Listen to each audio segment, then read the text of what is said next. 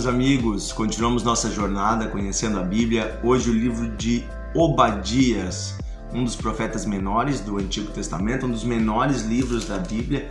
Ele só tem um capítulo e ao todo 21 versículos. É um livro bem pequeno, porém isso não diminui a importância desse livro e a profundidade do seu texto. Nós não temos certeza de quando foi escrito, mas certamente pelo seu conteúdo, ou em torno de 840, 860 antes de Cristo, ok? Então ele é no período anterior ao exílio da Babilônia, anterior à vinda dos assírios ou dos babilônicos para essa opressão contra Israel. Porém, num período anterior, então 100 e poucos anos antes da chegada dos assírios, nós tivemos várias guerras de povos inimigos contra Israel e contra Jerusalém. Nós tivemos em especial dos filisteus que se uniram com os edomitas, com o povo de Edom, que é um povo das montanhas que vivia ali perto. Eles se uniram numa guerra contra Israel no reinado do rei Jeorão.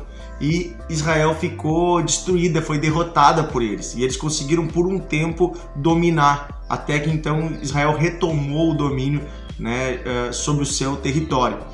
E então esses edomitas, eles eram, quem não lembra dessa história, o Isaac teve 2 filhos, Jacó e Esaú. Os edomitas, eles são filhos de Esaú, deste irmão de Jacó, então irmão de Israel. É um povo irmão que vem da mesma família de Abraão, de Isaac, e que deveria ser então um aliado. Mas na verdade não, eles se uniram com os filisteus, com povos inimigos e atacaram Israel. E agora o povo se sentia então injustiçado, se sentia abandonado por Deus. Deus, o que aconteceu? Nós estamos aqui. E então esta profecia de Obadias é uma profecia contra Edom. É Deus falando, dizendo que vai fazer justiça, prometendo que vai devolver a terra, que vai julgar. A palavra de Deus diz que a vingança pertence a Deus, que nós não devemos nos vingar e nem procurar vingança, mas que Deus faz justiça. Esse livro é um livro de promessa de restauração, é um livro de promessa de justiça. E ele serve para nós hoje, nós cristãos, século 21. Quantas vezes nós em nossas vidas nos sentimos injustiçados, porque pessoas que estão talvez até afastadas de Deus, muitas vezes acabam logrando êxito contra nós, fazendo mal contra nós em alguma coisa e até nos prejudicando. E nós achamos, e agora? Cadê Deus nessa história?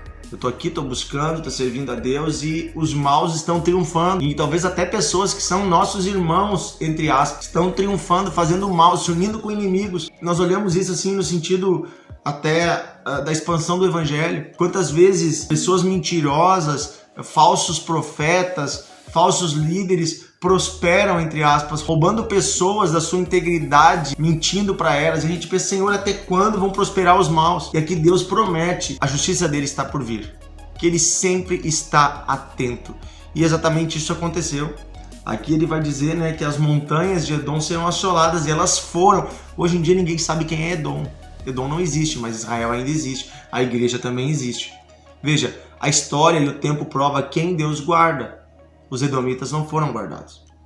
Por quê? Porque eles praticaram o mal. E eles se voltaram contra a aliança de Deus. Que fala no capítulo 1, versículo 15, diz assim: O dia do Senhor está prestes a vir sobre todas as nações. Como tu fizeste, assim será contigo. O teu mal tornará sobre a tua cabeça. Então aqui fala do dia do Senhor. O dia do Senhor, ele é um anúncio que tem em todos os livros da Bíblia praticamente. O dia do Senhor é um termo que geralmente é usado com letra maiúscula. Dia do Senhor significa o dia do juízo final, o dia do julgamento, o dia em que Deus vai colocar às claras todas as coisas.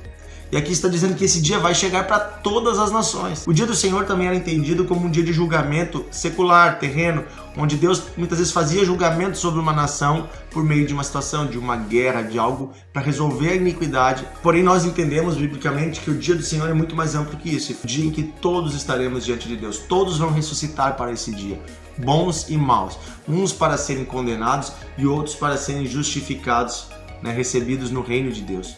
E todo mundo vai receber o que merece, cada um será julgado pelas suas ações e pela sua fé. Porque aquele que está em Cristo não é julgado pelas ações, mas pela fé que tem, ele é justificado em Cristo. Porém, também nós cristãos, nós que estamos em Cristo, seremos julgados para receber o nosso galardão. a nossa recompensa pelo bem que fizemos e também pelo mal que fizemos. Se há um galardão é porque há uma recompensa eterna diferenciada para cada pessoa. Por isso, cuide como você vive. Não é só porque você está em Cristo e Cristo lhe perdoa e Deus lhe restaura que você vai viver de qualquer jeito. Não, não faça o mal. Não faça o mal, não seja injusto, não seja desonesto, não minta, não engane, não faça o mal, porque Deus é juiz. E se você está numa situação de liderança, cuidado, porque o líder será muito mais cobrado. Se você é o patrão numa empresa, se você tem um negócio, é uma pessoa que trabalha numa área de liderança, talvez na área pública, talvez na política, cuidado, porque Deus faz justiça ao pobre. Cuidado para não oprimir ninguém. Se você tem funcionários, pague eles em dia. Pague todos os direitos que eles têm. E exceda, abençoe, dê mais do que é o direito dele. Porque o trabalhador é digno do seu salário. Nunca retenha nada, não fique devendo nada para ninguém, não fique devendo para fornecedor. Às vezes acontecem crises, situações, as empresas precisam, não tem o capital para pagar. Negocie, acerte, resolva. Principalmente não fique devendo a pessoas. Cuidado como você gere os seus bens, como você gere a sua vida, para que você não faça injustiça a ninguém. Se você fizer injustiça, Deus vai julgar. Porque Deus, ele defende o pobre. Deus defende a viúva, Deus defende o órfão, Deus defende o oprimido, Deus é aquele que socorre as pessoas. E Deus com certeza vai ficar do lado do mais fraco, de quem está sofrendo. Jesus disse, né, se você estiver levando sua oferta ao altar, você lembrar que alguém tem alguma coisa contra você, deixa a tua oferta ali, nem entrega ela no altar e volta correndo e te acerta com teu irmão. Antes que ele te leve a julgamento. E aqui não está falando num tribunal humano, está falando diante de Deus. Que não adianta tu ir na igreja, tu adorar a Deus, tu buscar a Deus e você ter coisas em aberto. Resolva as coisas. Essa é a adoração que Deus quer. E no finalzinho do livro de Obadias, no versículo 21, diz assim: Salvadores hão de subir ao monte Sião para julgarem o monte de Esaú e o reino será do Senhor.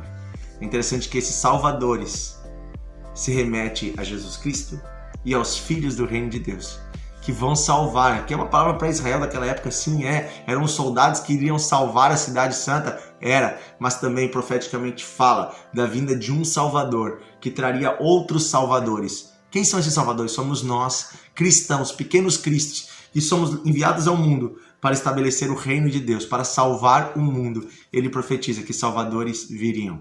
Seja você um salvador. Seja você alguém que, a exemplo de Cristo, entrega a sua vida em favor de muitos, ajudando as pessoas e levando a boa mensagem do reino de Deus. Aprenda mais com Obadias.